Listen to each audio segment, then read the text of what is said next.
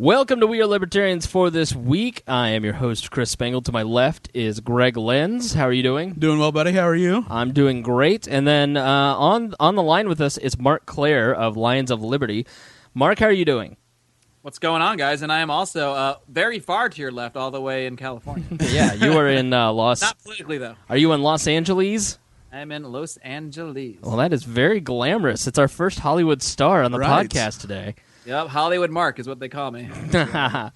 Now, you just graciously interviewed us for your podcast, and that is forthcoming in your feed.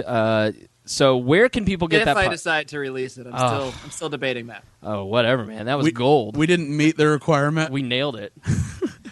It was Liberty Gold. I'm not messing around. Now, where can people find your website? Well, you can logically find it at lionsofliberty.com. And then, of course, you can find our podcast. We do articles over there, too. And then, of course, all our podcasts are posted over there. You can also find us wherever you find podcasts, on iTunes, Stitcher, all that jazz. We post everything up on YouTube. Pretty much nowhere you can't find us if you're looking. So if you're having trouble, you're probably just not adept at using the internet. So I started to notice the Screaming Lion in iTunes and online, and there used to be a site called toplibertarian.com. Rest in peace. I love that website. Yeah, what happened to them? It's a guy named Patrick, and Patrick just did it out of the goodness of his heart, and I think he probably just got tired of building code and probably got a real job. And he was a younger guy, and this was probably just a passion project. And then that'll happen to the young ones. They get real jobs, and suddenly it's over. Yep, exactly. Now. So it's been a year. When did you decide to start Lions of Liberty, and when and why? All right. Well, let's see. If we really want to take it all the way back, we should take it back to like 1999 and 2000 when I was in college and had a few good friends there. And now we can immediately skip forward to 2008 because that's when I kind of started getting. I was sort of a libertarian-ish in college. A good friend of mine, Howie Snowden, he's a regular guest on our show, and he basically just one day, well, not one day, he was pretty much ranting about this stuff all the time. He was actually a congressional page in college. He has a pretty interesting story, and he actually met and he used to speak to Ron Paul. He would just go into his office and like hang out with him, and Ron Paul would talk about foreign policy and all this stuff, and he wasn't even working for Ron Paul. He just like liked him and thought he was really cool. So he would always tell me about this Ron Paul guy, and he got me reading Ron Paul's column, Texas Straight Talk, and then he handed me a Harry Brown book one day. So I was already kind of like on this path of sort of thinking about things in a different way than the standard left-right paradigm. But I wasn't too political after that. I mean, I had conversations with people, but I wasn't, a total psycho about it like I am now.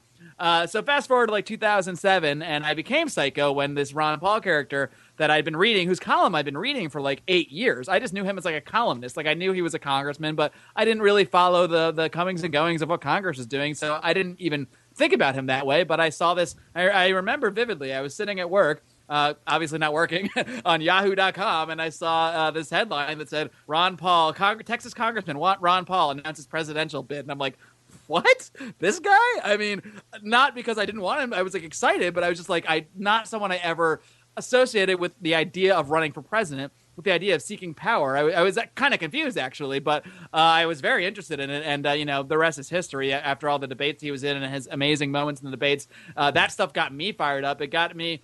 This is how long ago this was. I was posting Ron Paul videos on MySpace and getting into conversations with people that way. And I would email stuff to people. I mean, I would email my dad, and this is one of the greatest victories ever to me, is winning over my dad, because I sent him a Ron Paul video once where Ron Paul was talking. I guess he was kind of relating the situation in the Middle East and Iraq and Afghanistan to Vietnam. And my dad was a Vietnam vet, so Vietnam's kind of a trigger word for him. So he basically just said, this guy doesn't know what he's talking about. This is nothing like Vietnam. Save your money, because I was like, I'm donating money to this guy. He's like, save your money. I'm like, God, Dad's a neocon. But months later, my dad had a Ron Paul bumper sticker and was voting for Ron Paul. So, and this is from a military veteran. I don't want to say pro-war, but pro-military. He has ties to the military. He feels strongly about national defense and all that stuff. So he's kind of got a preconditioned response to anyone that's abjectly anti-war. But when he actually sat down and listened to Ron Paul and read his books that I sent him, he began to realize that, oh no, he's not Ron Paul's not even really a pacifist. I mean, in some ways you could say he is in terms of his foreign policy prescriptions, but even Ron Paul, he's not an anarchist, he's a minarchist, and he says that the government should be for defense. And I know I'm going on a lot of side rants here, guys, so feel free to stop me at any moment. That's what we do. It's kind of what I do, though. Oh, yeah. No, we love it. Yeah, but I was really getting into Ron Paul, into his campaign, and as I did that, I, of course, delved more into libertarian philosophy and yada, yada, yada, but I wasn't content to just do this on my own. I ended up bringing a couple people along for the ride. My good friend John Odermatt briefly lived out here on the left coast, and I vividly remember one day at a bar. Well, vividly might be an exaggeration because we were at a bar drinking heavily, double whiskeys, and he asked me, so who are you supporting for president? Kind of out of the blue. We weren't talking politics or anything. Actually, it didn't go quite in that order. We were talking about the war and Iraq and all this kind of thing, and I was very anti-war. And what he said was, well, so who are you supporting for president? Hillary Clinton or Barack Obama? I'm like, no, I'm actually supporting this 80-year-old Republican. He's like, that's not what I expected. So he's immediately the paradigm is blown, and you can see this shift taking place where it's already just makes his brain explode because he can't possibly associate being anti-war with a Republican. That just doesn't make sense to him. He's a Republican. He was pro-war and, all about going into Iraq, all about this stuff. And, just hearing that, I mean, you can see the first chink in the armor. It's like, wait a minute, something's not computing, does not compute. So, I mean, that really started the path for him. And, a couple of my other friends kind of clung to it at some point. Our good friend Dom, another good friend of mine, Brian McWilliams, who's a regular on the show as well out here in Los Angeles. I've known all these guys since college, and one day we kind of started this email chain. We called it the Liberty Chain. How original, of us and our friends just kind of talking politics, talking Ron Paul at the time. But it kept going even after that 2008 campaign and straight through the 2012 campaign. So we've been talking about these issues for like 4 or 5 years. And basically, we were sending these long-form emails discussing things. And basically, I was just like, why don't we just, like, put this on the internet? I mean, like, blogs exist. I mean, if we're already typing this shit out, why don't we actually put it out there? So that's how the Lions of Liberty first blog. I mean, it was first just like lionsofliberty.blogspot.com or whatever. And then finally, one friend of mine was like, dude, what are you doing? If you want to do something, you need a real website. Yeah. Like, at least the actual domain name. I'm like, okay. So I had my one friend basically just like walk me all through it and build us a decent looking website himself.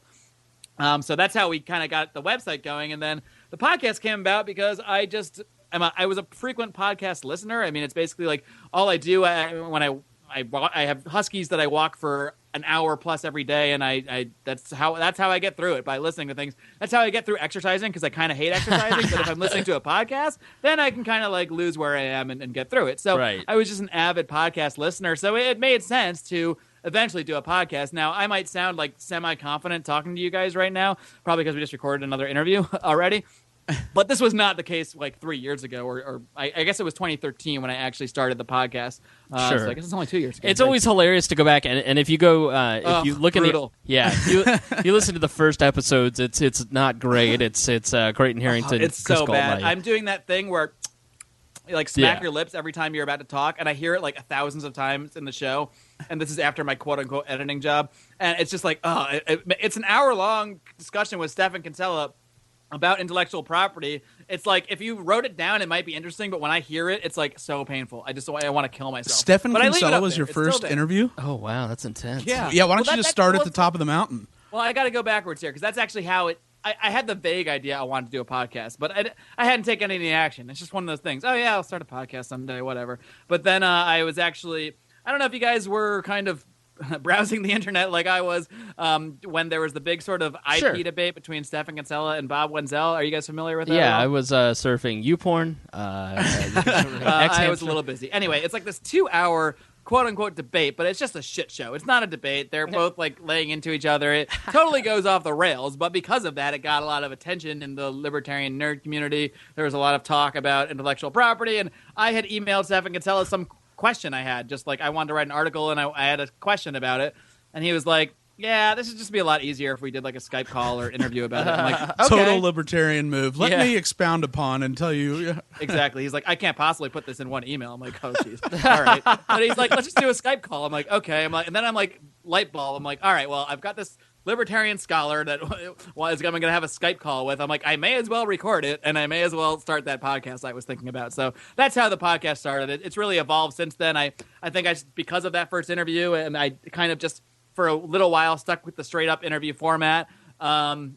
And I was just basically interviewing like people I'd been reading for all this time, like Walter Block and Dr. Mark Thornton. I interviewed Kane, Glenn Jacobs, because I'm a huge wrestling nerd too, so it was like the perfect crossover for me. Just ticking down a list of people that I wanted to interview, but we've kind of evolved since then, and now I've brought in some of that original crew, some of our other friends, all sort of related to our time in college. We went to Penn State, so that's where the Lions comes from. That's why we're Lions of Liberty. Okay. Nittany Lions. Yeah, I guess I should have mentioned that in the whole founding story. Right. But yeah, so that kind of core group are all people that I know from college, and they all participate. We do one segment called Libertarians in Living Rooms Drinking Liquor, where we just do that. We just drink and talk about what's going on with zero plan whatsoever. And lately we've been doing that every single time there's a GOP or a Democratic debate. We have a whole reaction show about it. And I still do interviews as well. I've just really tried to mix things up and make things interesting, because as we talked about in our show, you know, there's a place for nerdy, scholarly talk about liberty and natural rights, and I do try to have that conversation on my show, but the normal person doesn't just want to hear that dry conversation. They want to have some fun. They want to hear a show that's interesting, that sounds good. There are a lot of other factors involved that get people to actually want to listen to something. So that's what I've started to realize. I mean, I had no plan. I knew nothing about audio editing. I mean, I knew none of this stuff when I first started. I just threw the damn thing up there. So I've really evolved. I mean, if you go back and listen to episode 1 or 2 and listen to now, hopefully the difference is huge. I mean, it is when I listen to it. So it's really been a process. And for people that have been listening from the beginning, they can have kind of been on that process with me. And it's not just a process in podcasting. It's also a podcast in my beliefs. I think my views have shifted even just in the time I've been doing the show on many things. And it's kind of I'm trying to expose everyone to our own sort of internal dialogue, our own sort of internal conversation about what liberty is, how it should apply to the real world, and all that great stuff. I apologize to everybody for the horrible hiss at the beginning of the show. I just figured out what was wrong. I had to. I've run 2 podcasts today. Killing a cat in your professional. Studio? No, it's an old crappy board. Yeah, I think that's sort of the philosophy that we have here. I mean, it's like sitting around in the living room drinking beer with a bunch of your friends, and sometimes it makes sense and sometimes it doesn't. But it's not stuffy. It's not boring. You're going to learn some stuff. You know, our claim to Greg's claim to fame. I mean, in the Boston bombing podcast, he mentioned ISIS. Nobody had heard of ISIS at that point. So, you know, over the years we've grown, we've evolved, we've changed, and we've had a lot of fun doing this. You know, it's tough to get together because, like, and I don't know if you have this problem, but, you know, we have a problem getting everybody together because there's 15 different people that we can choose from, but just Greg and our schedule has gotten so much busier. So we take a razzing, it's a weekly podcast. Well, we try to be a weekly podcast. It is, and I feel like the news cycle this last year hasn't been as good for liberty as the year prior to was. Sure. You know, with Snowden and then finding out about all that was going on, Rand Paul's filibuster. You know, there seemed to be just a powder keg of libertarian issues to discuss. And then this year has been a reversion back to statism and yeah. So it seems like everyone's in sort of political zombie mode because the election cycle heats up and everyone's plastered to the TV, focus on the debates, and I'm probably partially guilty because we focus on them too. But and then you get things like Paris, and you get all these events that are hyped in the news. I mean, all this crap going on in the Middle East, and suddenly people put rational thought to the side a little bit, and they say, I mean, I hear a lot of things like, "Oh, your libertarian philosophy is great, but what are you going to do about ISIS?" And it's like, all right, I mean, yeah, I see what you're saying because ISIS is a real thing. I mean, it's rational for people to have some worry about ISIS. I don't think they have any way to come swim over here and actually like invade the country or anything. But yeah, there are definitely people out there that would like to harm us and can do that. But we really have to look at the core and the roots of issues, and it can be very difficult to do amongst all the political noise, especially during election season, where anything that happens is just amplified because you got 20 presidential candidates that are going to be out there making their statements about every single thing that happens, and it never ends, and it's really, really difficult to sort of wade through it. But at the same time, that's why we cover the elections. That's why we cover the debates, because, hey, we may as well take advantage of the fact that people are paying attention. So luckily, and hopefully we'll get friends of ours listening that would normally maybe not tune into a libertarian podcast, but well, they watch the debates, and these are some of my buddies, so I guess I'll just listen to what they say. So it's just another way to get people talking about the core issues, hopefully, eventually. Yeah, we actually stopped doing interviews, much to the chagrin of Joe Ruiz, our good friend and confidant here on We Are Libertarians. You've done a lot of. You mentioned you're getting away from the interviews. We're not getting away from it. It's definitely still a core part of the show. I mean, at least one interview per week for the most part, unless I get one of those. Right now, the show is 2 days a week. So if we got 2 debates in a week, which actually happened last week, or a couple weeks ago, there was a Democrat or a Republican debate on Tuesday, and a Democrat debate on a freaking Saturday. And this is how nerdily dedicated to liberty I am. Me and Brian McWilliams, we sat in his apartment and watched that damn debate and recorded a podcast at 9 p.m. on a Saturday night. Man, He is in love with liberty. I wouldn't do 2 podcasts to save my life. Especially the Democrat debate. Oh, God. They got rid of the fun people like Jim Webb and Lincoln Chafee. I loved Jim Webb. He was awesome. And then Bernie should be fun, but I realized Bernie's only fun when Larry David's playing. Yeah. Real Bernie's not that fun.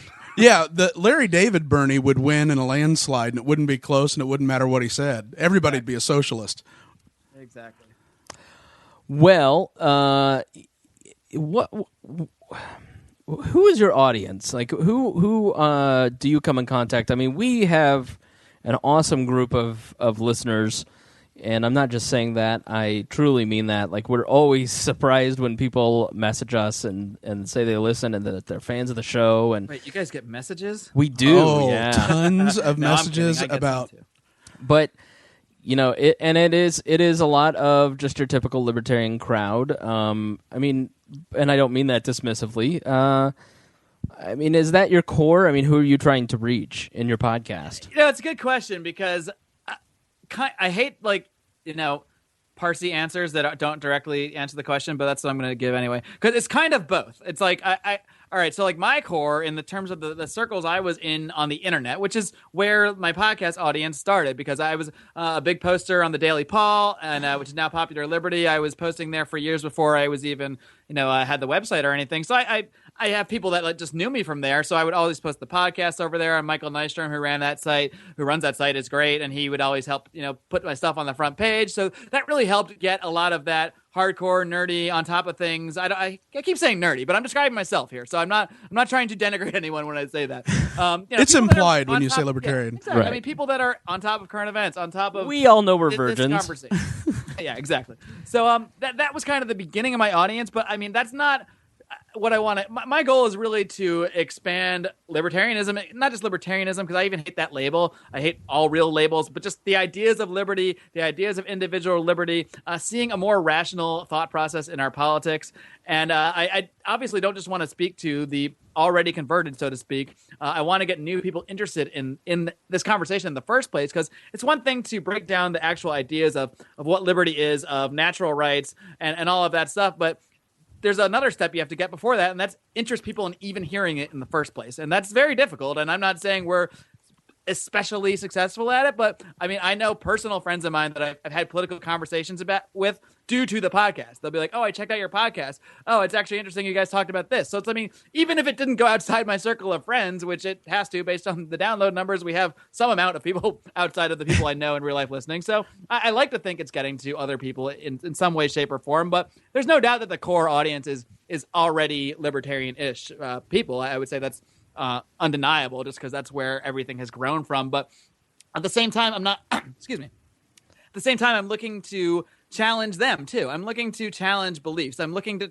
challenge a lot of libertarian dogma, because frankly, I think there is a lot of dogma out there in libertarianism, and what we need is less dogma and more rational dialogue. And then there's a difference between principles and dogma. A lot of people think they're out there being principled when they just come out and repeat things like hate the state, end the Fed, end the Fed. Well, you're really not conveying a principle to anyone in the public when you say that shit. Right. You're just repeating a freaking catchphrase. And a lot of these people that say these things don't know what the hell they're talking about. And if you don't, and you just say this crap, you're actually setting the rest of us back who are trying to have intelligent conversations. So people out there that are just doing that, stop. Or think a little bit deeper about what you're saying and, join this conversation, because that's what I'm trying to do. We need to learn how to better define our own beliefs, but we also need to learn how to talk with regular people about them, because most of the world are regular people and they're not us. Yeah, I totally agree. I mean, and honestly, you know what? We don't have on our podcast any kind of we've got at Bob and Tom, we've got P1s. It's male 54. That's our demographic is men. You target towards certain demographics. Here we just do what we want to do, and then an audience kind of catches up, and it's all born out of our social networks, and and then you have on people and they share it, and their friends pick up on it, and it just kind of blossoms over time, and it sneaks up on you. One day you wake up and you go, oh my God, we're in the top 20% of podcasts. How Tom Woods talking. We're the Romneys of podcasting, right. And I think that's cool. I have a general awareness of your podcast. I've listened a couple times. I'll take it. General awareness, that's a win in my book. That's exactly right. A general awareness. And if you want us to listen, you can't have Canadians on, especially libertarian so-called Canadian. Sorry. I'm totally kidding. I just listened to your last episode. No. Fantastic. I'm not kidding. Yeah, Tim Moan, he was awesome. Tim Moan. If you guys ever decide to do an interview again, I can't recommend him, because he's actually a cool dude too. He should be our Matt Damon. Nice. He should be our Matt Damon, because we mock Canadians relentlessly. Oh, yeah. And he even has that floppy head thing going on, I think. But I didn't see him visually, so maybe not. And listeners, just an editor's note. The Canadian thing is not funny anymore. Stop it. Right, Greg? It is very old. I like your editor's note for the podcast you're not going to edit. Exactly right. Audience note. Audience note, stop saying Canadian. It's not funny anymore. I'm looking at all of you. He's getting very pink, and he might apologize. And Greg is so diplomatic and nice. He's like, listen, sometimes it gets a little old, and what he wants to say, you all are fucking annoying me. Yeah, you're making me furious. Greg is banned for 24 hours on Facebook today.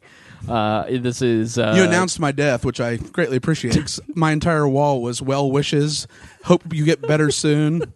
It's good to know people care. Then he published my phone number, and I got 9 calls and 5 rapid fire texts. I had to shut my phone off. It was, like I said before, he's a real mensch. You spent a year putting my face on other faces and having me have sex with Justin Bieber.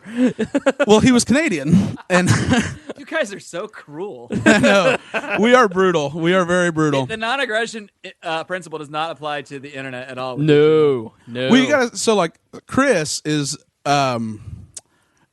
He is the Mr. Nice Guy positive on Facebook, and then you get him in a private chat, and it's the most disturbing, awful memes you've ever seen, and just trolling you right to your face about all these trigger words for social justice warriors. And then he disavows me publicly anytime I return serve. And, it's like... This is in poor taste. Yeah, and he's like, oh, this is awful. How could you post this, Meanwhile, Greg? I said, yeah, that's okay to post. Yeah. Like the last one, he sent me a fictional Christmas card of him standing over a male with his legs on Chris's shoulders saying Merry Christmas, Greg, and got more than a few messages saying, was that real? The implication is that I'm dressed as Santa having gay sex with another hairy man, and he's mad that I put his phone number out there. So would you do that to your co-hosts? I wouldn't have. Well, now that I've heard the idea from you guys, possibly. I wouldn't have thought about it before. I like it. But see, this is how males bond. Males bust each other's balls. Women, it's through a close, intimate conversation. Men, we make fun of each other and say you have... Our way sounds way more fun. It is! There's less scorekeeping. Conversations. Well, it's like Greg says all the time. It's why men are funny. No, I'm just kidding. No, the genetic difference part, yeah. Yeah, no. I'm just kidding. Women are very funny.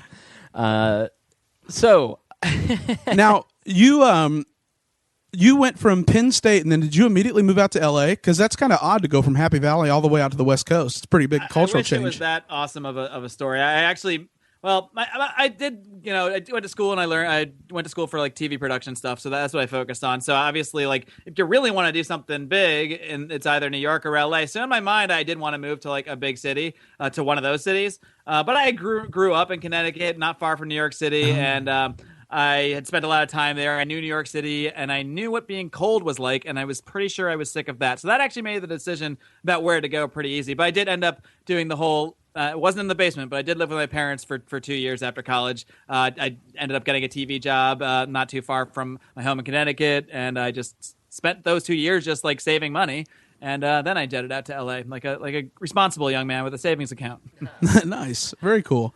Now, But yeah, I've been here for about 11 years, so Wow. there I go, aging myself. what is the issue that you find yourself most passionate about?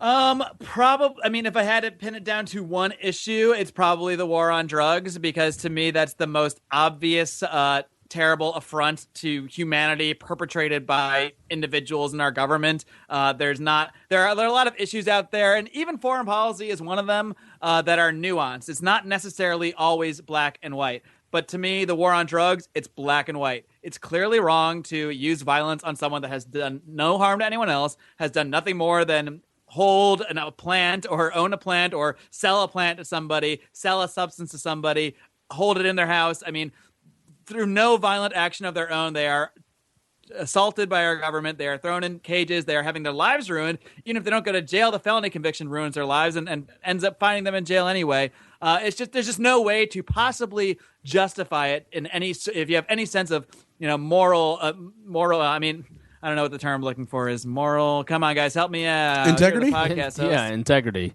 Yeah, moral compass. That's the word. Compass, common sense. There's just no way to justify it rationally.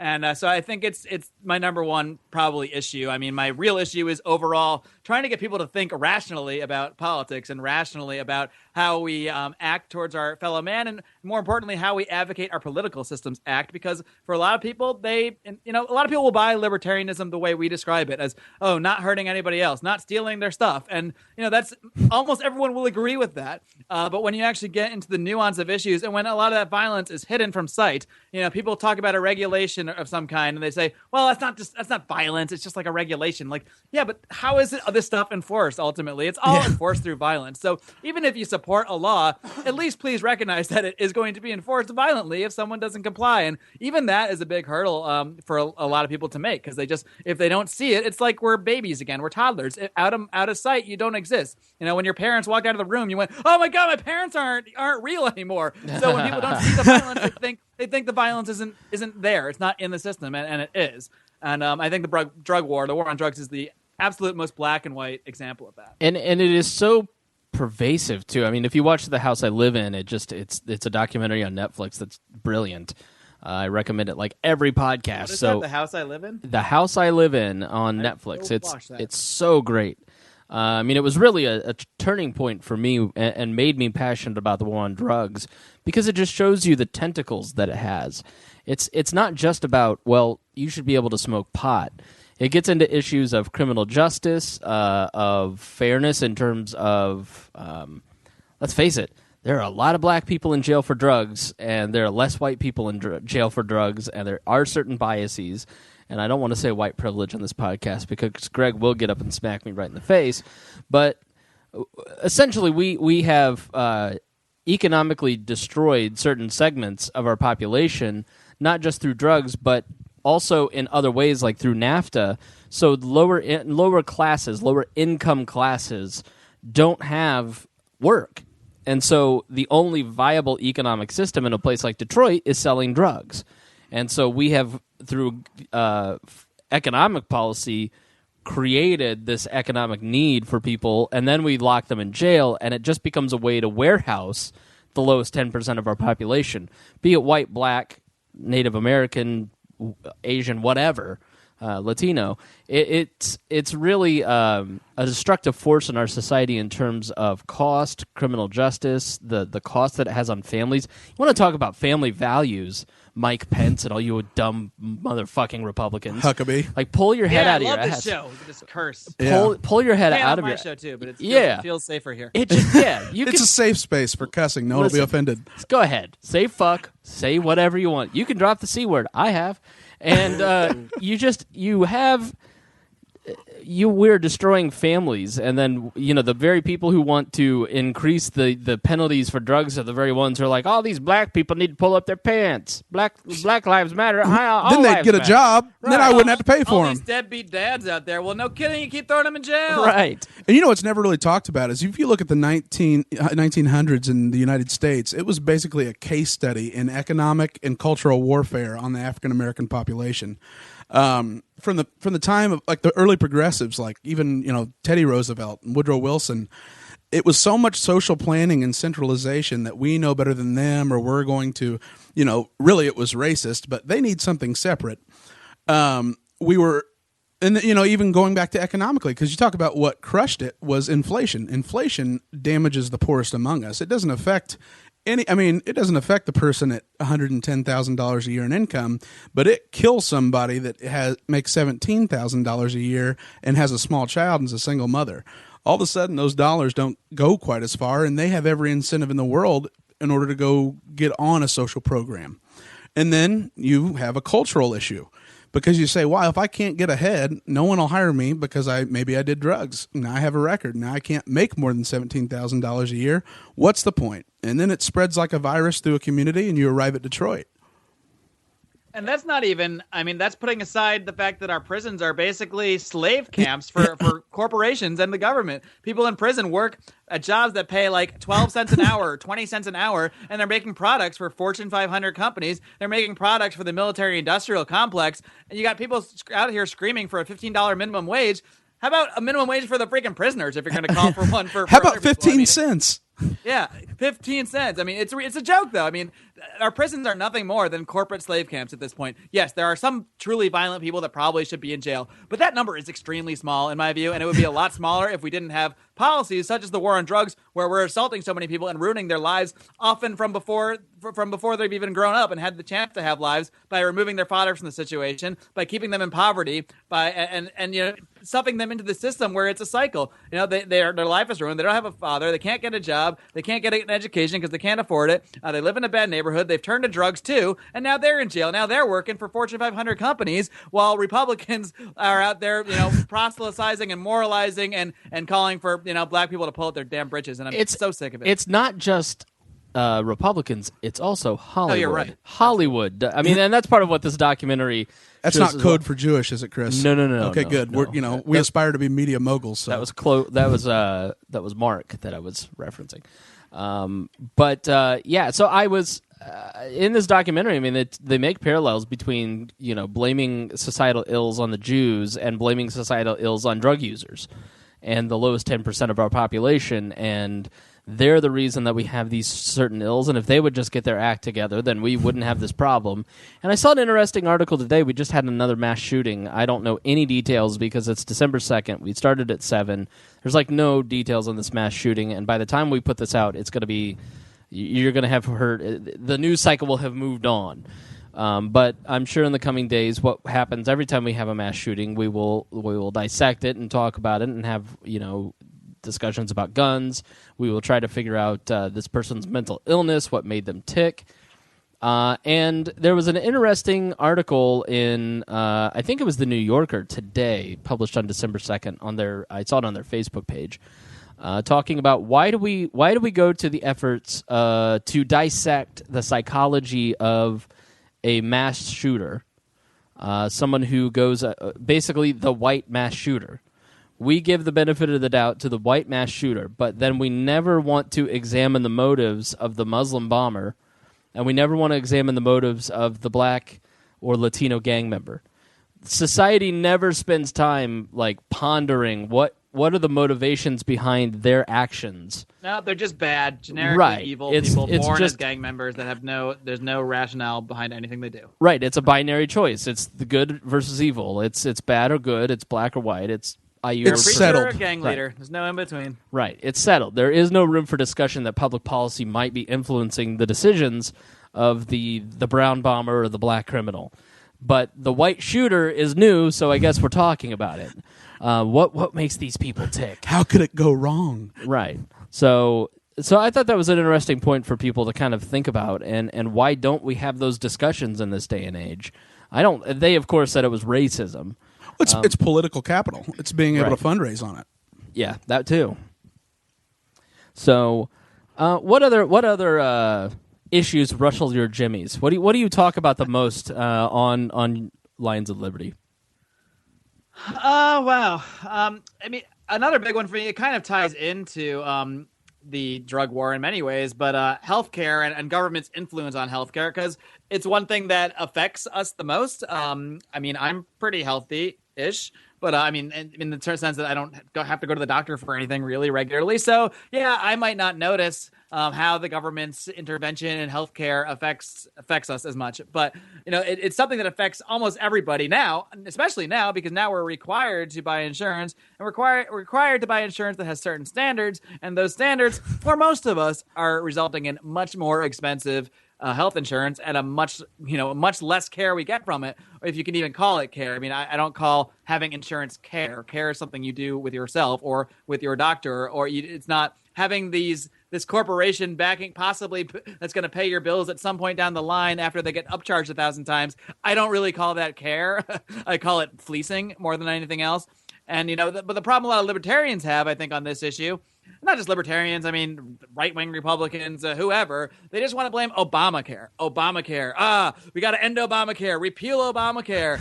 But no one talks about the fact that healthcare was terrible before 2012. It's not like we had this wonderful free market system that was thriving, and suddenly Obamacare came in and tried to crush us. Like, that is ridiculous and stupid and retarded. How about I use 3 different words for that? Everybody's going to be triggered now. Gee, why don't you just say that? I just triggered your whole audience. You just trumped us. And anyone in the neighborhood. But, I mean, to look at the real roots of the causes of healthcare, I mean, if you want to go to the real roots, it's the ideas of the people, but that's getting a little deep. But, we had the AMA. When the AMA was formed, they essentially took monopoly control along with the U.S. government over how healthcare was run in this country. They closed a lot of hospitals. They said we can only have X number of hospitals because we need to have certain standards. This shit goes way back 100 years. It goes back to medical licensing. If you want to become a doctor, you have to go through X amount of schooling, accredited by whatever, organizations, the FDA's control over the medical industry or the pharmaceutical industry. There's so many layers to this, and they go so much deeper than Obamacare. If you just repeal Obamacare and throw your hands in the air, I'm not sure things are going to get better. They might even get worse because I'm totally opposed to Obamacare. It's affected me negatively in many ways. As a freelancer, I work at a few places, and some of those places use me a significant amount, or at least used to, because the way they classify me was as a part-time employee. So once you're a part-time employee with Obamacare, once you hit 30 hours a week, they consider you a full-time employee that they have to buy insurance for. So while all my progressive friends out here will blame the evil, greedy corporation that doesn't want to buy me health insurance, the reality of the situation is when you make a rule like that, what's the result going to be? The result is going to be I'm going to be working a lot less. So I used to work at some places 4 or 5 days a week. Now, 3-day maximum. I mean, I've seen my income from one company alone drop by 30% this year only because they're using me that much less. And it's a direct response to this law. And we can blame greedy corporations all you want, but there's something called cause and effect, and let's not blame the victims. So if a law like this is imposed upon businesses, imposed upon individuals like myself, we should probably blame the imposers. At the same time, we have to realize that the problems do go so much deeper, and at least with Obamacare, there is some sense of justice in the sense that, look, if you have a population out there advocating or totally fine with medical licensing, totally fine with AMA, totally fine with the FDA, all these organizations that make healthcare more expensive and out of reach for these people that end up, the ones that were saying, oh, people are going bankrupt because they don't have healthcare. Those are the people being injured by the rest of society's bad ideas. Right. There is some sense of justice in saying, well, we should pay for their healthcare. It's not as black and white as other people need to make it. And I try to break it down in that way and try to get to the root of things. I think that's what a lot of libertarians, political dialogue in general misses. It misses the root problems, and it looks at the surface things, the stuff that CNN and Fox News are talking about and not really getting below the surface. Right. And that's something, it goes, it's interesting you said person to person, because this is something that libertarians never talk about. It drives me crazy. How many times do you hear them rail against the corporation? The only reason corporations exist is to limit the liability of the shareholders and owners. So you're talking about you've created an incentive right there for them to take more risks because there's less personal downside. And then they're protected whenever they do something wrong because they're going to be rich and off and they can go start another corporation. They'll use their own personal funds to do so. And so when you do that and you create insurance companies around that where they have limited risk, well, of course, they're going to fight tooth and nail to pay out as little as possible because they're going to create a conglomeration with limited liability that is protected because they can outspend the people suing them. And then you have doctors. I mean, it used to be you had a in-home visit, you paid them cash, and if someone was really sick in your community, your church members or whoever your community members were came around, and maybe you'd even bartered services or whatever to get health care. Now it has to be approved by a provider within network by doctors who they're sure are accredited, even though the doctors wanted the AMA so they could create their own cartel. And the insurance companies want, they want their own little fiefdom in every single state so they can not have to sell across state lines and have more competition. I mean, at the very core of everything is who wanted the corporation? The rich people. And libertarians need to talk about that. We limit the liability because, and what's dangerous is it even affects the economy because when you limit liability, like Wall Street back in the 90s, Michael Bloomberg used to work for Salomon Brothers, LP. They were one of the most famous investment houses. All of a sudden, everybody's a C corporation on Wall Street. And why is that? Because under a limited partnership, you could still have your personal assets risked in the event of a shareholder lawsuit. And so now they're completely protected. What do I care? I'll take all my funds out. I'll use other people's money they invest with me, and I'll make enormous bets because now I have no downside. And you wonder where this boom and bust, when paired with the Federal Reserve and fractional reserve banking, no wonder we're hitting super cycles where it's huge booms, huge crash, huge boom, huge crash. And it has to be talked about more because libertarians can be cast as non-populist a lot of times, but that at our core has to be, and we should be the most populist. We are should be the populists. We are, because I'm going to shake your hand, look you in the eye, and I guarantee this work or I don't. Not, sorry, you sued a defunct LLC. Good luck putting a judgment on something with no assets. I'm going to go walk away and start a new one. All right. Well, we need to wrap up because right after we say goodbye, we have a special treat for everybody. It's more us. So we're actually going to splice in our conversation with Marc from his podcast, Lions of Liberty. We ask that everybody go and download his podcast. Get more libertarianism in your life. If you feel like you're not getting enough us, then get a little bit of him. I kind of feel like you guys are the West Coast, like we're the East Coast Lions of Liberty, and you're the West Coast, we are libertarians. And it's inevitable our fates would meet. I like it. Yeah, we will have to merge us. We recently did our first crossover podcast. I don't know if you guys have heard the Johnny Rocket Launchpad, but they do a great show. They're based up in the Northwest, so they're like our cool Northwest hipster, Liberty contingent. You're their ironic guys, libertarians. So maybe we can maybe we'll do a crossover with you guys and get the whole crew in someday. We're your hearty Midwest corn-fed friends. So, so thanks for joining us. So here at everyone needs some. Yeah, here at the end, we like to give everybody a chance to self-promote, to talk about anything that you might have missed. We're gonna let. Would you like to go first? No. Well, I'll let the guest, and I will say thank you so much for inquiring. And he actually took the lead in putting this together, and I appreciate it. And then we did not make it easy on him, so we appreciate his persistence because we are. All three of us busy fellows, so it was great to talk to Marc. So Marc, you don't go ahead. Yeah, you don't get 140 plus podcast guests without being persistent. So something I've just learned to have to do. If I don't hear back right away, I'll just bug him again. No problem.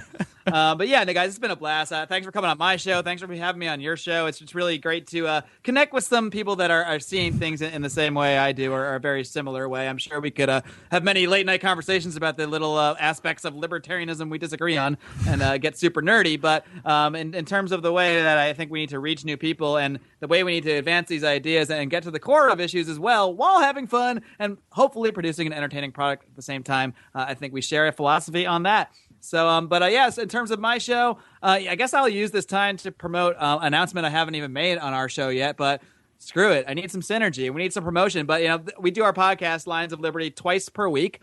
And I don't know what the hell we're thinking, but we're about to start doing it 3 times a week. Oh, my God. We have a spinoff coming. We actually have one of our founders of our show and our website, John Odermatt. He is, for over 2 years, including through a marriage, through a new baby, didn't miss a single week, of his column, Felony Friday, where every Friday he looks at a felony and kind of filters it through the ideas of individual liberty and tries to really get to the core of the issues in it through looking at certain current events, things politicians say or what have you. He's been doing that column for over 2 years. So we are now going to morph that column into a weekly podcast. So starting early next year, early 2016, there will be a weekly Felony Friday podcast. It's part of the Lions of Liberty feed, and then we'll do. I'll also keep doing 2 shows per week. So we're going to have a 3-day-a-week show at Lions of Liberty. So if there's any time to jump on board, friends, it's right now when we're just really about to expand the app. Well, that is very, very cool. Congratulations. Thank you. I don't know what, like I said, we might be biting off more than we can chew because sometimes it feels hard just to even keep up with the amount that we're doing right now. But screw it. I'm a go big or go home kind of guy. Yeah. And I started off doing it once a week, and then last year we went to twice a week. So by like 2018, we should have a 5-day-a-week show. We'll finally catch up to like the Tom Woodses of the world. If you love it, do it. I mean, in 2013, we were doing, we were putting out as a group like 5 or 6 podcasts a week. And it was a lot of work, but it was a lot of fun, and some of my most fond memories of podcasting are during 2013 when we were robust, and not very busy in life, but very busy in podcasting. Passionate about liberty and a basement apartment. Yeah. So, Greg, the floor is yours. I wish I could find some good information on the because how far are you from San Bernardino, Mark? It's about an hour and a half. About an hour and a half. Okay. North of here, yeah. I mean, although that's like hour and a half with no traffic. So if you tried to go there at 9 a.m., it would probably take 3 hours. Oh, okay. Yeah, no doubt. That's LA traffic, but that's not a joke. I mean, that's yeah. So I guess I'm going to talk about British Parliament voted to bomb ISIS in Syria. So they have decided to go down the path that France did, that got a terrorist attack happening and 30 people died. That isn't gonna work. One thing that is totally missing from this debate is how do you beat an ideology, not how do you defeat an opponent. This isn't an opponent that's a nation state. They claim they are. Really, they're just extortion artists. They're no different than the 5 families in Little Italy in New York. So the question has not been asked whatsoever, how do you defeat an ideological opponent? Now, the hardcore neocons are going to say, well, you be a Trumpertarian, you bomb the shit out of them, and you take their oil and send in Chevron to rebuild. That isn't going to work. The other way is you really have to get them to question who they are. And one thing I think Vladimir Putin, I know I shouldn't say this, but I think he is the one that is going to open up a discussion of Middle Eastern, the future of Middle Eastern politics by calling out Turkey about possibly brokering the ISIS oil, about who is an ally, who isn't an ally, and what does an ally look like in the 20th or 21st century. And so I did want to give him props and watch this week because Vladimir Putin has a short trigger. And I have a feeling the Turkish president calling him out by saying, if you can reprove it, that we're buying ISIS oil, I'll resign. If Vladimir Putin's good at anything, it's one-upping. And I have a feeling the Turkish president is about it. He's in for a treat. It's good theater. I mean, it's frightening that it's good theater that might lead to like world war and death for everybody. But it's definitely interesting to watch. You could have stopped it, but you did nothing. Yeah, I tried to warn you. Let's all prepare for the happening. I have, this self-promotion. I do so little self-promotion on this podcast. I like Snapchat. I think Snapchat is a fun way to chat with people. Join me. It is C-Spangle, S-P-A-N-G-L-E, at Snapchat.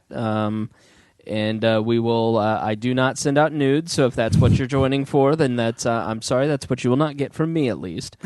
And it is just a fun way to chat with people. So if you're on the Snapchat, hit me up and see all kinds of. That's where I put the really embarrassing stuff. So because I know it is only going to last 24 hours or 10 seconds. So thanks for joining us here on the podcast. We are not going to give you the closer because you don't need the closer because we are going right into a new podcast here. It's like 2 for 1. This is a BOGO podcast. So now. Here is Marc Clair with Lions of Liberty. Which tells you that Ted Cruz has never seen a vagina in his life.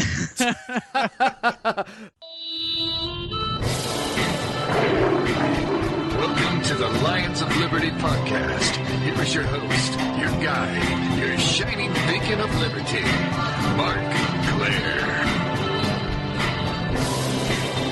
Welcome back, friends, to the Lions of Liberty podcast. It's great to have you here for another fun episode. This is episode number 166, and that means you can find the show notes for today's show, featuring everything we discuss, at lionsofliberty.com/166. And guys, while you're shopping for your friends and family during this holiday season, one way you can help us here at Lions of Liberty out is by doing so through our Amazon referral link. You can find that over at lionsofliberty.com/Amazon. You click on that link, bookmark it, do all your holiday and whatever shopping. These guys have everything. Do it all through that link. Costs you nothing extra to do, but gives us a little kickback so we can keep the lights on and expand our operation here at Lions of Liberty. Really appreciate the help.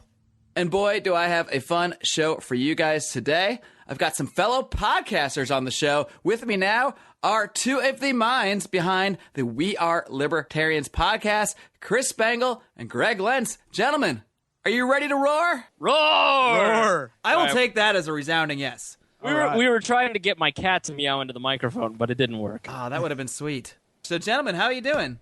I'm doing really well. How about yourself? I'm doing great. It's great to finally speak to you guys. It's weird when you listen to someone's podcast for a while and then speak to them in real life because it feels like you're just picking up where you left off somewhere, even though you've never spoken to them ever. So that's kind of how I am with you because I've been listening to your show a lot lately. I really only discovered it a few months ago, but I've been checking it out, and I really like what you guys are doing over there. Thank you. Yeah, we and it's funny because I've listened a couple times and then I saw your photo and I was like, that's not what I thought he looked like at all. And I get that all the time. You're much fatter than I thought you would be. Hey. No, I meant me. People say okay, you. No, you were exactly the size. No, I'm just kidding. I don't even know how to spin that in a good or bad way, to be honest. Wait, what was I supposed to look like? What did you think I was? I don't know. I don't know. You're a libertarian podcaster. You're much more handsome. Oh, well, thank you. I would assume a libertarian podcaster would be. Well, I checked out your bio, and now you work in... I hate when people do this. All right, go on. you do work out in Hollywood, right? Like freelance? Yeah, I mean, I hate the phrase Hollywood because I don't live near Hollywood, but I understand that's what everybody calls anything in L.A. But yeah, I work in a TV production. So I work mostly in studio shows, live events, live sports. I do video editing, video playout, all very live, kind of fast-paced atmosphere, which is different than the podcast because the podcast I can do and I can totally produce it so I sound way better than I actually do in real life. That's the fantastic thing about having post-production capabilities, as you guys know.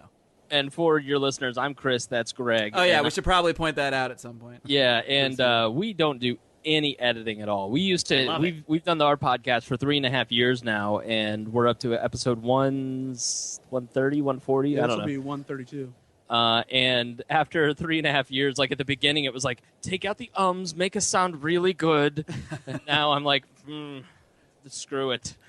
Yeah, I'm kind of in the middle. I mean, at first I did what you guys did. I sat down for like hours and like parsed down every sentence so it sounded perfect. And then I was like, wow, that was a lot of effort to sound barely any different. Because in reality, I mean, that's how people talk. We talk with ums and ahs, and it's not the worst thing in the world if other people realize that we're also humans and not robots and actually, talk in the same way. At the same time, I was able to discover an amazing audio editor that I work with now, so I do have someone that's able to package these shows together for me and not take out the ums and ahs anymore because that was just too obsessive, but to tighten it up a little bit and, do all the work that I just don't feel like doing because I'm so damn busy in life and I spend so much time just putting thought into the interviews themselves, except this one, as we talked about before the show. I have no plan with you guys because who needs one? But, I spend so much mental time on it that when I actually get to the production end, I'm just drained and I don't want to deal with it anymore. So now I just have someone else, John Daubert, fantastic man, who helps me with that. So that's why I've got one in the can that we recorded like a week ago that I have not posted yet. And see, I work for the Bob and Tom Show, which is a nationally syndicated radio show with 4 million listeners a day, and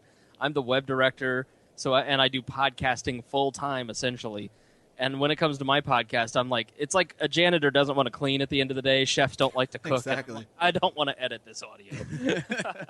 I mean, I work I do a lot of work on football stuff, and I'm 3 or 4 days a week I'm dealing with NFL things. So then if I actually get a day off and there happens to be a game, I'm a Buffalo Bills fan, so it's rare we actually get a primetime game of any kind. But, when that happens, I theoretically want to watch the game, but I don't. Like, I don't want to go to the bar. I don't want to think about what's happening. I don't want to watch all these plays and highlights because that's what I do all the time. Like, I just have zero interest as soon as I'm not working in it, which is, I don't know, kind of sad in a way. It's killed many desires I have to really watch watch sports that I work on, but at the same time, hey, it frees me up for more liberty. So yeah, it's a win-win. it's flattering that you say you don't have a plan with us, because that is sort of our goal with our podcast, where we have about 15 different people that we've rotated in. Yeah, you guys got quite a crew coming in and out of there. Yeah, I mean, I started the podcast in March of 2012 when I was the executive director of the Libertarian Party of Indiana, just as a way to kind of promote the Libertarian Party to local college kids.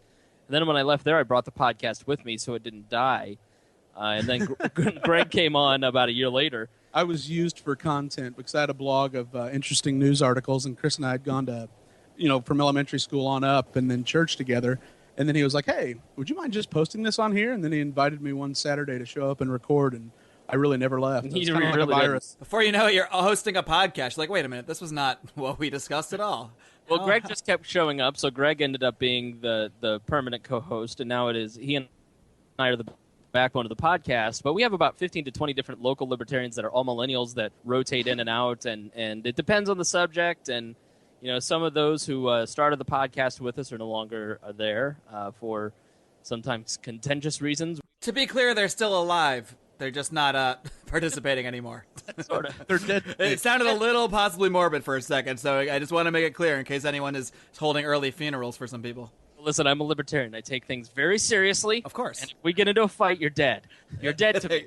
There I you won't go. kill you because that's the non-aggression principle, but we will not speak, and I will write blogs about it. So we are Libertarians. It's the name of the podcast. It's pretty much straight up. There's no confusion about what you're trying to say there. So how did you guys kind of get to that point? And I guess we can start with you, Chris, since you're one of the founders of We Are Libertarians, or the founder. I'm not sure exactly how you look at it, but how did you first get into the ideas of liberty? Because none of us, well, maybe not none of us, some people probably grew up in libertarian households, but most of us probably didn't, because if we did, there'd be a lot more libertarians in the world. So how did this all start for you? Oh, gosh, no. My grandma stuffed envelopes for Reagan and has photos of George W. Bush all over the house. And Grandma. my dad's a Republican. Although neither of my parents are political in any way, shape, or form, I somehow got the politics bug as a young kid and really was always into it. I was a Republican. I went to IUPUI, which is a college here in Indianapolis that you go if you made bad choices in high school. Used to be. Now Yeah. it's great.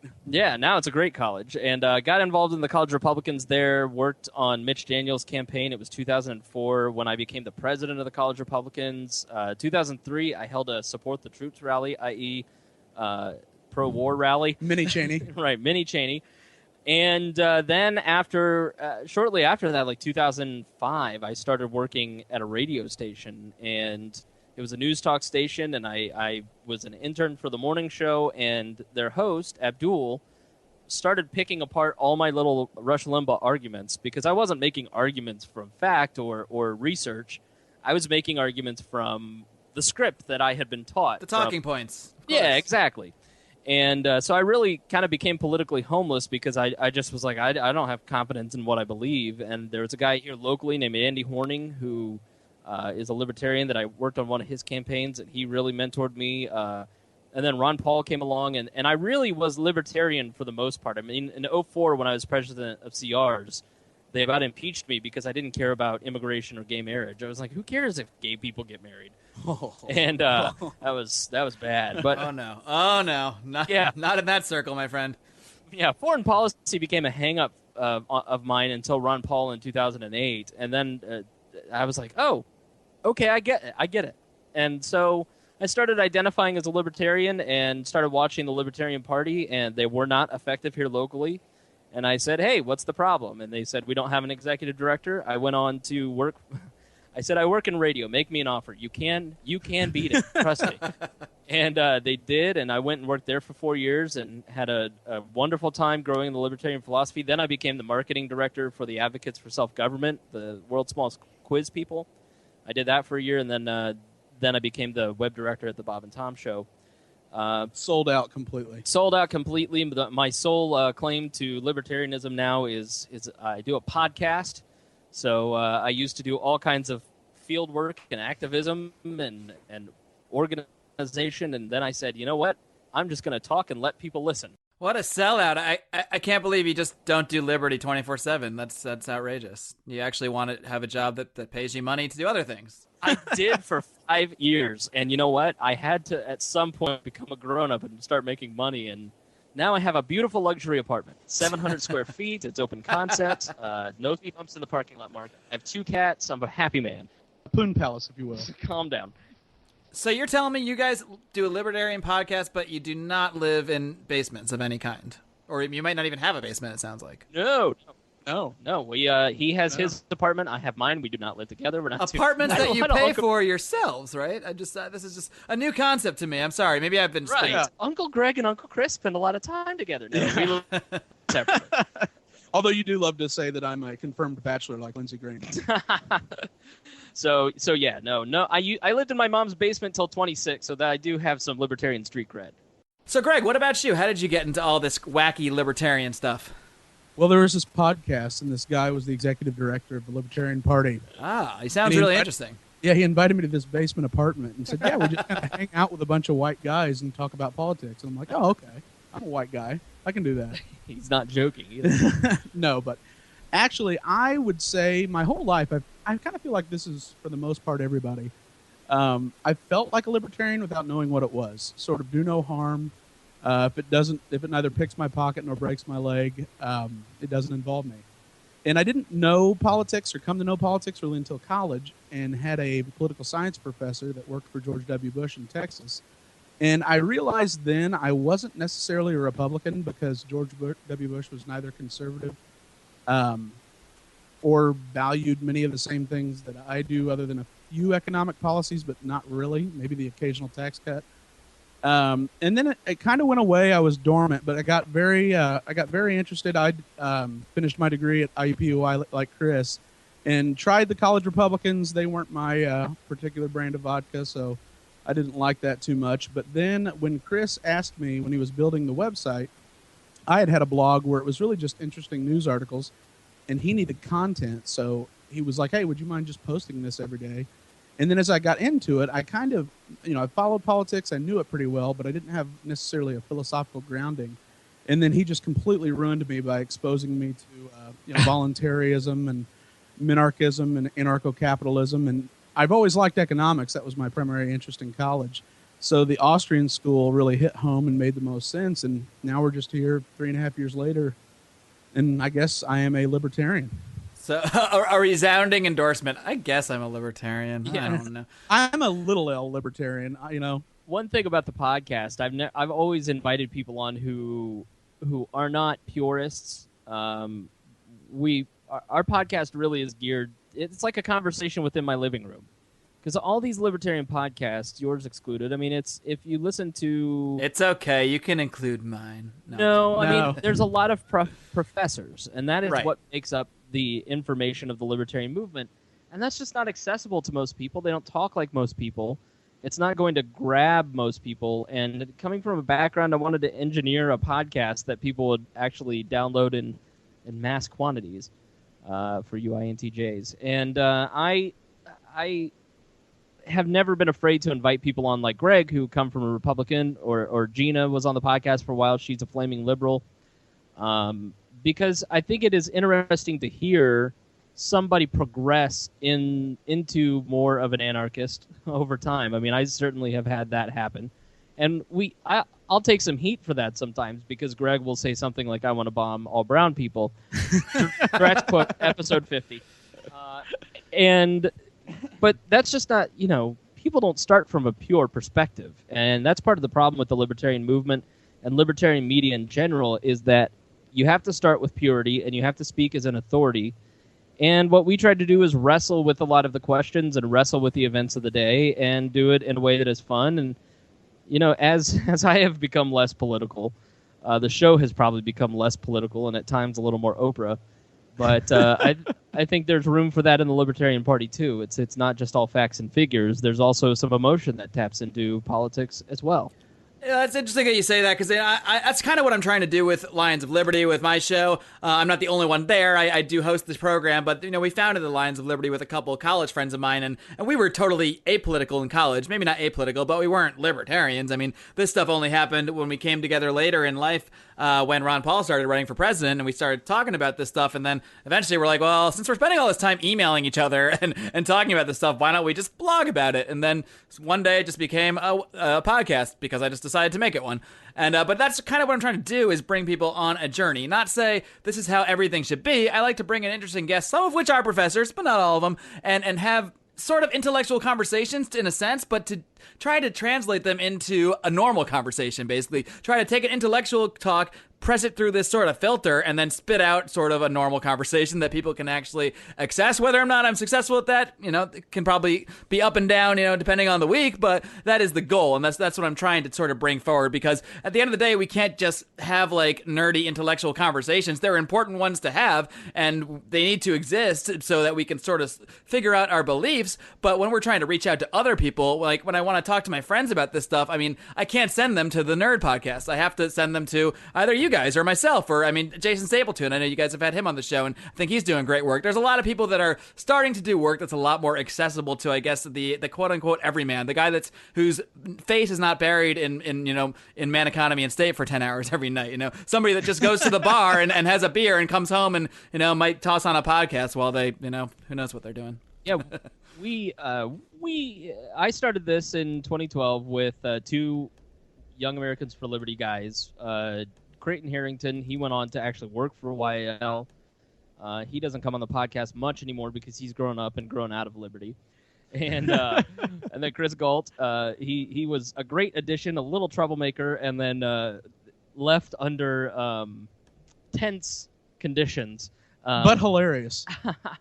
So, that was great podcasts, as they literally got into a physical fight one day after a podcast. So we've talked about that over the years.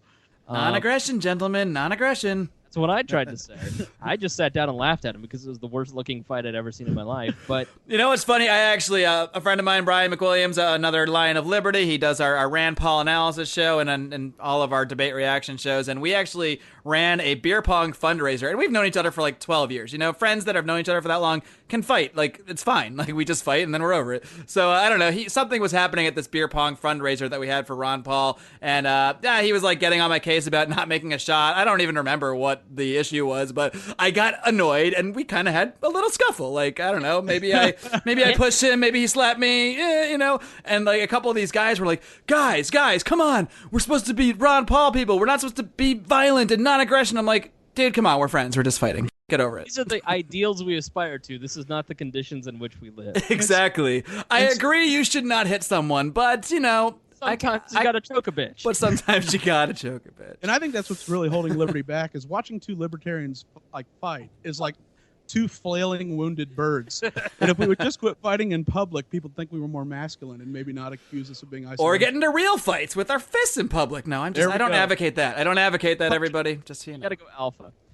Yeah. So, and then it just kind of morphed into more of a collaborative effort. And we really, the first year, we only had 72 people listening to each episode. Now we're over 4,000, and according to one friend, that puts us on like the top 20% of all podcasts, which blows our mind. Oh yeah, and the fact that you even still have a podcast, I think so. I read something like most podcasts, like something like, I'm making these numbers up by the way, something like 60% of podcasts don't make it past like episode 8. So our sheer existence puts us in the top tier. Which is nice. All I have to do is breathe and continue talking, and I'm considered top tier. we want to do this every week. It's just really hard to get that many people together every single week. And, we really knew we had made it when Professor Tom Woods was speaking at the YAL event last year actually earlier this year in 2015 at a YAL Ohio convention and recommended his podcast, the Mises podcast, and our podcast. We were like, holy cow. This is like serious. We need to like do research or something. Why did we quit editing? Tom Woods listens. We have to impress him. Why did we stop editing? Yeah, exactly. Hilarious. I've said the C word on this podcast. Yeah. Well, it's funny you say that because I just did a show with Brian McWilliams today where he said the C word. And I was like, really? Come on. That's like the one word. Like any other word, I'll just leave in there. I'm like, that one, even that one, I'm like, I got to take it out. If you've ever hung around 24-year-olds, that's their favorite word, especially women. Really? Yeah. Really? Is that the case? Because when I grew up, you really were not supposed to say that, especially anywhere near a woman. When I grew up. What the hell? How old am I now? Why am I saying things like that? It is different with millennial women. Is that like with a Y added, or is that just no hard T? Hard T. Hard T. Wow.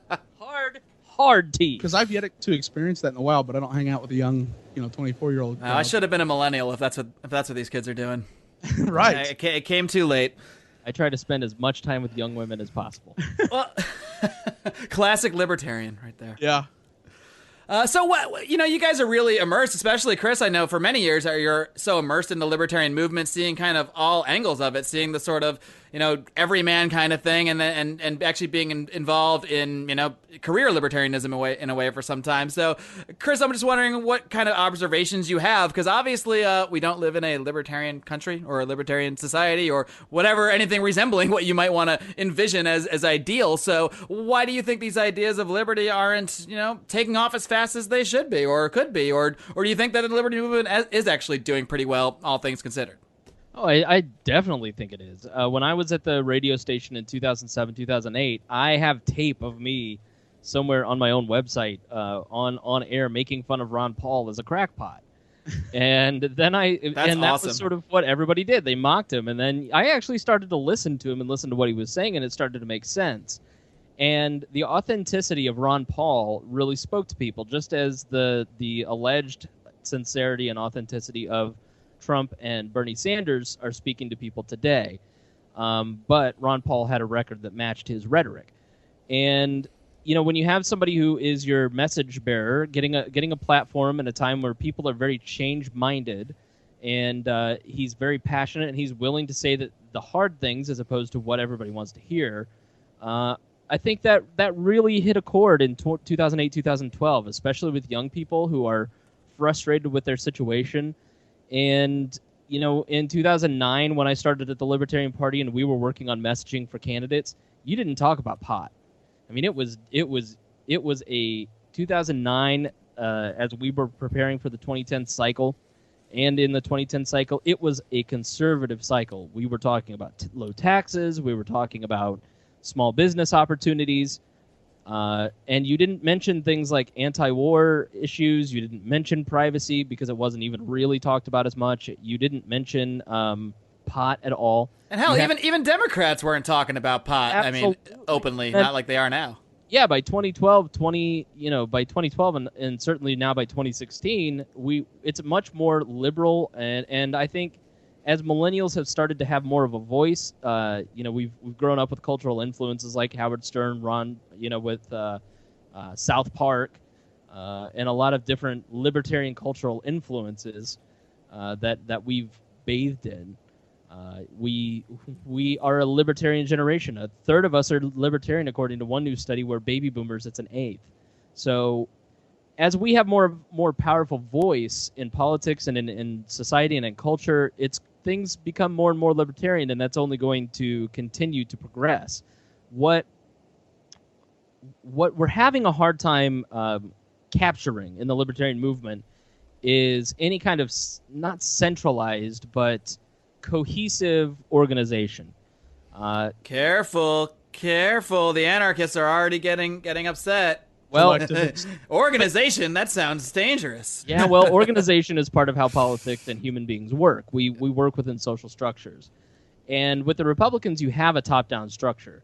And that just does not work with libertarians. With Democrats, you have more of a coalition party where you've got these various interest groups that work together to find these common interests, like labor. And libertarians have not figured out how to work together to kind of build that coalition party yet. We can't even decide what party we want to work within. And to be fair, the current state of the Libertarian Party is absolutely abysmal. And, it's not a functioning vehicle for candidates to get support. So The state level parties seem to be very highly functioning. Absolutely. Agents to progress the liberty message. But I don't understand why the National Committee and the National Party it seems like they're out to lunch and it's a power grab every time and they alienate each other and then everything disintegrates. Hilariously, it's plagued by bureaucracy. I mean, isn't any large organization almost inevitably going to be plagued by bureaucracy in some ways? I mean, I feel like that's almost inevitable, free market or otherwise. Yeah, it's just human nature. And if the Libertarian Party became the majority party in the United States, they would probably become corrupt, because that's just sort of the nature of the beast. I mean, government and organizations are full of humans, and human beings are not perfect. They're full of imperfections and mistakes and errors. And anytime you have a large group of human beings, their errors work in concert to make one dysfunctional organization. Because I kind of see the Libertarian Party as for instance, a center of gravity within the two existing parties. I tend to believe the American electorate, when not worrying about ISIS or, not watching sensationalist news, trends towards a more libertarian position. The problem is that fear of ISIS or whatever, the boogeyman of the day, seems to always override all the otherwise perhaps rational positions that people are starting to take. Oh, absolutely, and without a doubt. So that makes it quite difficult. And I tend to think of where we are right now. Like Chris said, libertarianism is in a much better position than it has been, and I couldn't agree more. You hear it more in the media. But I think it's more of a rising tide, and then context really creates the scenarios where liberty catches its stride.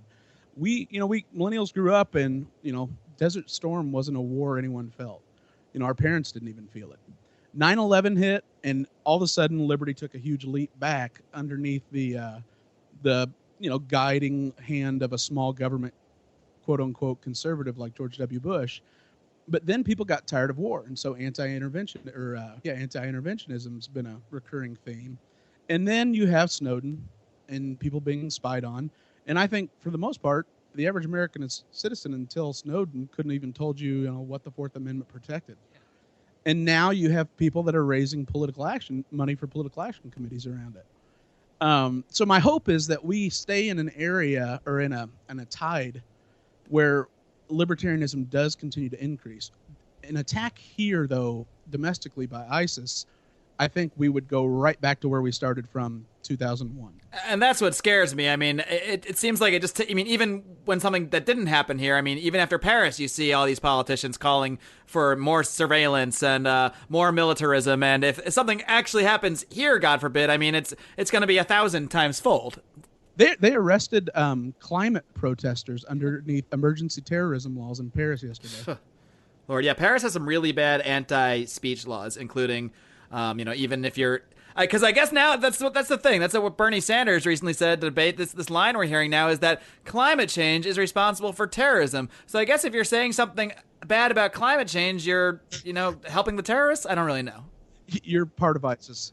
Something like that. If you don't have a hybrid, you're basically fueling ISIS's rise. Absolutely. I mean, that's why we've seen so much terrorism out here in California with our drought, right? Oh wait. Yeah. Oh wait. Well, you have the Enviro-Nazis. I mean, as we go to record this in San Bernardino, there's been a tragedy where there has been a shooting, and early reports. Now, of course, we have no idea who is at. They've surrounded a black SUV like just now. So by the time somebody else hears this, they'll already know all that happened. But 4chan, always inaccurate, says it was someone with a Muslim name. And so it's so easy for these lone wolves to create these terrorist attacks, and I include, someone who goes into a movie theater in Aurora, Colorado as a terrorist. But does that mean that you start eroding their privacy freedoms just because you just can't capture lone wolves? And we have this problem in this country now where we feel that every single person should leave their home in the morning and come home safely at night, and that's just not how life works. There's no government that can ensure that you come home at night, and bad stuff happens. That's just part of how the world works, and you do your best to police it and stop it beforehand, but you can't start eroding freedoms because that's not going to work. I mean, there are ways to keep everybody safe and to make sure, and that is to make sure we all stay in our houses. We got to stop just having companies that we go to. We got to all stay at home. And then we have a group of police officers outside every house. And then, we'll all be fine. Nobody will hurt each other. And, maybe we won't be as free, but Who will build the bulletproof vests? Exactly.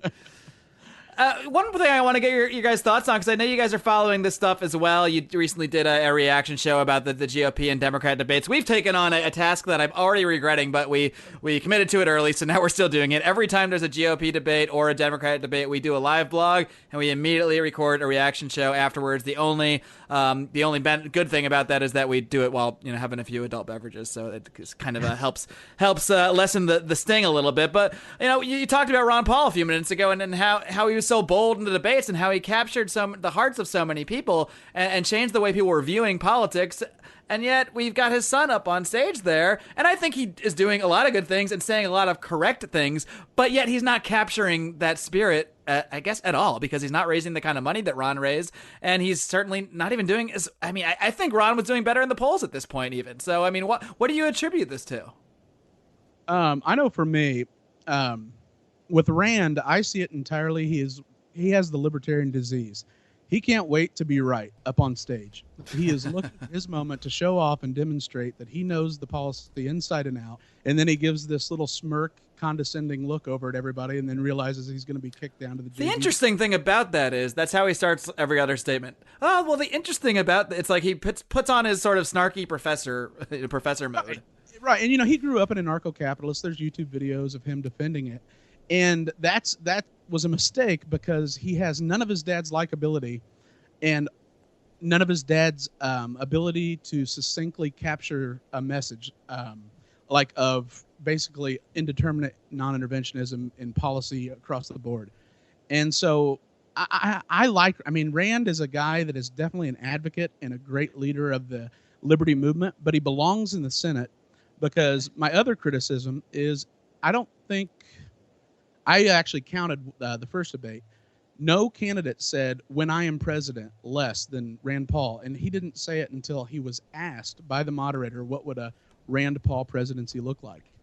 And he's like, what? Never thought of that. Yeah, how can you ask people to donate to your campaign when you don't even think you can be president?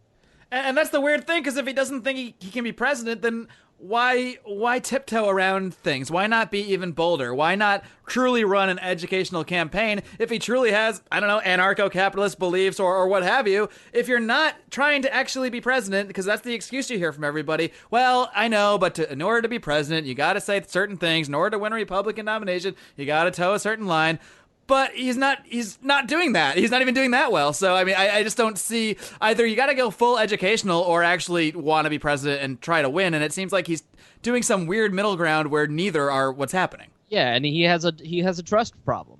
I don't trust him. And, Greg and Creighton will sit across the table and say, but Ron Paul said to your face one time, which is true, my son believes what I believe.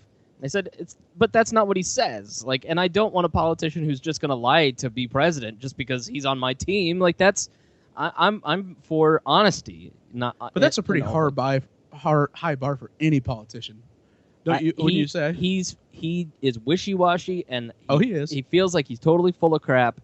And you can get away with that if you're somewhat inspiring, like Donald Trump.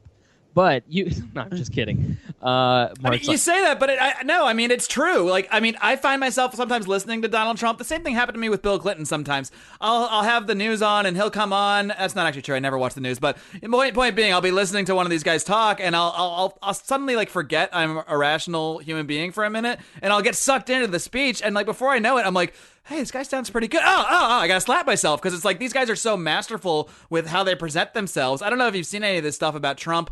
If you Google Donald Trump is a wizard, you'll find an article by Scott Adams about this, and where he talks about all the methods that Trump uses to sort of seduce people, and they're extremely effective. Yeah, and I had problems with the elder Ron Paul, Ron Paul, in 2012, if you listen to the early episodes of We're Libertarians, and it was because he was a Republican, and I was a diehard Libertarian Party member at the time, and I still am. I don't believe that you can change it from the inside in the Republican Party. I think a third party is our best hope, but I believed Ron Paul, and Ron Paul inspired me to be a libertarian. And Rand Paul, despite my reservations about Ron Paul, after Rand Paul, I'm ready to deify Ron Paul. I'm just like, are you kidding me? I miss him. I want to hug him. And I just, I don't trust Rand Paul, and I think a lot of libertarians just he ran out of the benefit of the doubt with libertarians, and he doesn't have whatever Ron Paul has, which inspires the youth vote to get out and money bomb for him. The base, they just took for granted the base of libertarians that would be there to support him, and, those people are now either not voting or they are looking at like Ted Cruz or Donald Trump or waiting for Gary or waiting for Gary Johnson to get into the race. And the funny thing about Ted Cruz is, I mean, I'm not a Cruz fan, but in some ways when he's up on the debate, he sounds more Ron than Rand. I mean, he comes out stronger about, I mean, not on some issues, obviously, not on foreign policy, not on the war on drugs, but he comes out strong against the Federal Reserve. And then Rand will come and respond and be like, oh, yeah, I kind of agree with him, too. I've got some bill about exactly that. Right, yeah. He's just not an inspiring person. And Ted Cruz is a great example of somebody who can say something that they might half believe and is sort of full of shit, but you go, I could buy it from that guy. And Ted Cruz also is steeped in Austrian economics. The head of FEE was here, Lawrence Reed, was here in Indianapolis at the Liberty Fund, which is headquarters in Indianapolis, and gave a talk and said Ted Cruz, when he was in high school, came to all kinds of Austrian economics courses and was constantly contacting FEE and the Mises Institute for more information, which tells you that Ted Cruz has never seen a vagina in his life. That took a turn I did not expect it to take, young man. Well, neither did he. I mean, to me, he's the ultimate like lizard person. He his demeanor is like Jimmy Stewart. Very like it's totally perfectly crafted, unassuming. Mr. Smith goes to Washington idealist, but then he would stab a guy in an alley in order to get the nomination, and that's why I don't identify with Ted. Because of the stabbing possibilities, yeah. Well, do you not feel? I mean, the guy was he was the Attorney General in Texas, appointed by W. Bush, but prior to running for Senate. And oh man, I just think that he can do everything too well. He's just got that. Well, apparently he was like the best debater ever at Harvard, and he's just like a total debate champion at Princeton. Yeah, Princeton. Sorry, whatever. I get all those places that I would never get into confused.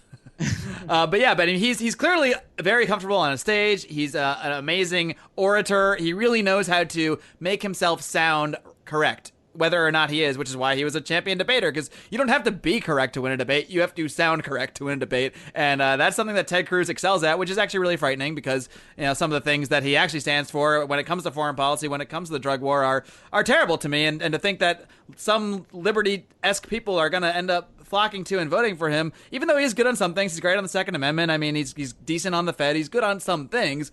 But somehow he seems to be capturing. I hear more libertarians talking about Ted Cruz than Rand Paul, and that just blows my mind. But that's more a testament to Rand Paul's lack of ability to convey what he believes or what is his vision for what should be the right way to do things, and more than it. Well, now it also says a lot about Ted Cruz, I guess. It says both. Well, how many focus groups did he run it by before? Thousands. Both of them, but Ted announcing Cruz, it at Liberty University, your presidential campaign, Jerry Falwell's university. Right. I mean, but hell, do you remember where Rand Paul announced his campaign? Yeah, hotel in Louisville, but I don't know. It may have been a Hampton Inn. I didn't even know that. Oh, I mean, it could have been the Saudi Arabia for all I know. I don't remember. No, I mean it's disappointing though because there is no one to feel. I feel like the Liberty movement can kind of build a coalition around this cycle. I mean, I hear so many people talking about Bernie that I never thought in my entire life would be Bernie supporters. One of them we know was Gary Johnson's Ohio field director last time around, and then wow, that's quite a change. Yeah, and then you have like Chris Cantwell coming out in support of Trump. I mean, you got Bernie and Trump, and libertarians are saying, "My God, just give us a functioning choice." Did Christopher Cantwell actually come out and say, "I support Donald Trump"? Did that happen? He on Facebook he referred to himself as a anarcho neocon. Oh God, I give up. I mean, he obviously is an enormous troll, so yeah, I doubt he's actually serious. But there is something that when Trump speaks, you say, "I'd follow that guy." I mean, he's a master promoter and salesman. Absolutely, and he's doing a brilliant job at his presidential campaign. Beliefs aside, just looking at what he's done, it's incredible. And now maybe you can just attribute it to the fact that he's a multi-billionaire and you could almost do anything if you have that many billions. But I mean, he says things people want to hear, and he says things like, he says really bold, ridiculous things, and I don't think it matters what those things are as long as he's saying it confidently and boldly. I want to build a wall. We must build a wall. Forget if that makes sense or not. I just said something very powerfully, and people connect with that, and they say, wow, this guy has strong positions. And that's something that you definitely don't get from Rand Paul. No. I mean, he does have great luck, though, too, because you look at when he said, I want to bomb the hell out of ISIS and take their oil, a day and a half later, Paris gets attacked. Right. And then we also find out that ISIS is like selling oil through Turkey. So it's like, oh my God, he's right, even though he's not right about his prescriptions, but he's right about certain things that are going on. He lucks out on the news cycle, like it seems like every time. And even when he says the most awful things, people are like, I like it. He doesn't apologize. Right. That's what we need in a leader. No apologies. Yeah. He's the anti-Romney. I sort of agree. I just that's what we need in a leader. I just wish he wasn't. I wish it was Rand Paul that was the no apologies guy. Not him. Right. Yeah, and I don't know. I haven't seen anybody up and coming in the liberty movement who embodies the ability to sell it and the ideals that gets me excited. Really, Amash may be close to that, but he's a nerd. Yeah, huge nerd. Yeah. I like Thomas Massey. He seems pretty cool. But that's the extent of my analysis. Self-sustaining. He's a bigger nerd than Amash. Yeah. I mean, I love him too, but huge ginger nerd. Anyone that goes on Twitter to respond to accusations by making Doge memes cannot win the presidency. Oh, boy. Well, gentlemen, we could definitely, we could go on for hours and hours talking about this stuff, but we got some more things to do later in the day, so why don't we wrap this thing up? But, it's really been a great time connecting with you guys, and like I said, I've been listening to the show for some time. I'm a big fan of what you guys are doing and how you approach discussing liberty, and by that, I mean, like normal freaking people, and not like, uptight little nosy, well, you must agree with the following 17 principles or you're not a true libertarian. So, like I said, I really do appreciate the way you guys approach this stuff, and before I let you go, why don't you just let everyone know how they can find We Are Libertarians, and maybe give that final pitch of why my audience should be coming over to your show and finding out just what you guys are all about. Well, we have a really fun time, and I think we have a really funny show, and it is it's lasted 3.5 years, and we have a lot of different perspectives. And we're not always right, but you will learn a lot of different things, and you should probably Google what we say half the time. But, the first time anyone ever heard of ISIS was probably on We Are Libertarians. We talked about ISIS, a year before anybody else talked about it. At the Boston bombing. Yeah. Before it was cool. Yeah, we're the original ISIS hipsters. And... so we try to dig in deep and really take our time to wrestle with topics and do that with a completely irreverent sense of humor. So you can look us up on iTunes, on Stitcher. You can go to wearelibertarians.com. Feel free to friend Chris Spangle or Greg Lenz on Facebook and prepare for memes. Yep. The memes that go back and forth, the trolling that we do on each other has gotten out of control. And I am friends with Chris on Facebook, and I can attest that the meme thing is true. And I don't know if I'll have to look up Greg right now. No, I don't believe we are, because I was looking today, and I was like, I hope this guy is not. Boom! I just friend requested you, so watch out. Thank you. Well, I will accept, but I won't meme you. I follow the non-aggression principle. With memes? He is banned from Facebook today because of a series that he's done called Hitspiration. I was going through a rough patch, so I was posting a lot of inspirational quotes, and so he started taking those inspirational quotes and posting them over photos of Hitler. And somebody reported him today. With a quote with a Chris Spangle on it. Oh, it's so funny. It is funny. So he's banned. So I posted his phone number today and said, sorry, Greg Lenz is very ill. That's why he's not posting today like normal. Please text him and wish him well. And my mother emailed me to check in. Yeah, he's a real gem, a real mensch. Greg, the Facebooks told me that you were... I don't know why I made your mother an old Jewish grandmother, but that's my default mother voice. No, that's good. That's very good. Oh, gentlemen, it's been a blast, and I'll definitely have to have you guys back on in the future. Like I said, we do reaction shows for every single debate, so if you ever get the cojones to actually sit through another one of these things and chat about it, you're welcome to come on the show, and we'll definitely be in touch in the future. All right, thanks, man. Yep. Thanks, guys. Take care.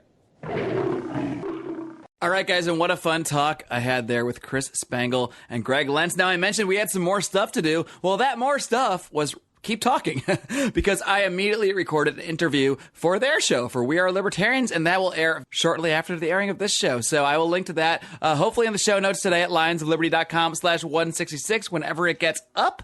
And now I'm going to take a minute to do something I don't do nearly enough, and that is beg and plead with you guys that if you are a fan of this show, please do share it with your friends and family, especially during this holiday season.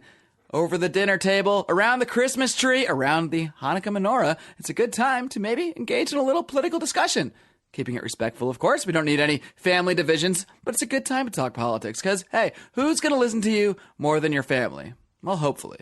There are, of course, a number of ways you can help us out in this holiday season. You can go over to iTunes or Stitcher, wherever you subscribe for the show. Subscribe to the show if you don't already subscribe, first of all, and please leave us a rating, hopefully a 5-star rating, and a great review so we can expose this show to other people. We've got a great little audience that we've built up here over the last couple of years, and I think we're really ready to take it to the moon. We've recently launched a third episode, or we will be next year in January. We'll be launching the Felony Friday, a podcast, as we announced next week on the Felony Report. You can check that out at lionsofliberty.com/165, or just tick back in your iTunes feed.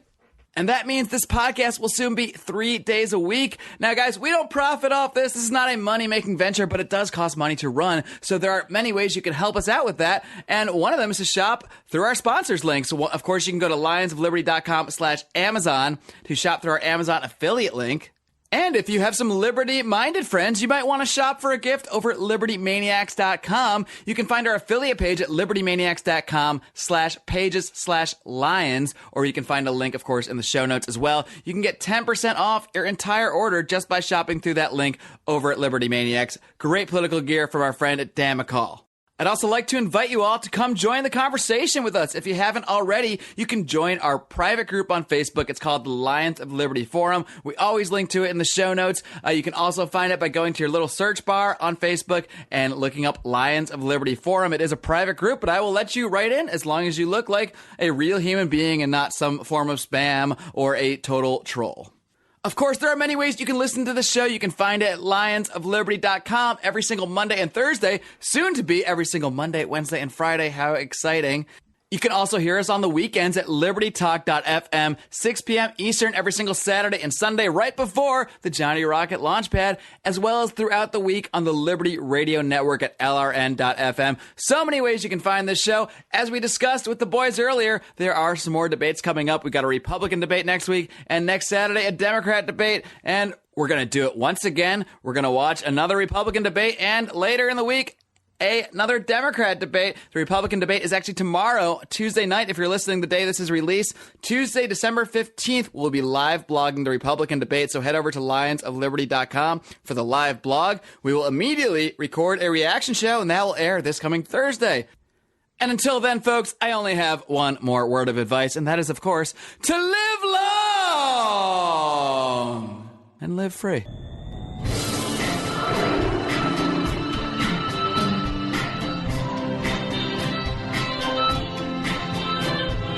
Head of editing and mastering is John Dauber.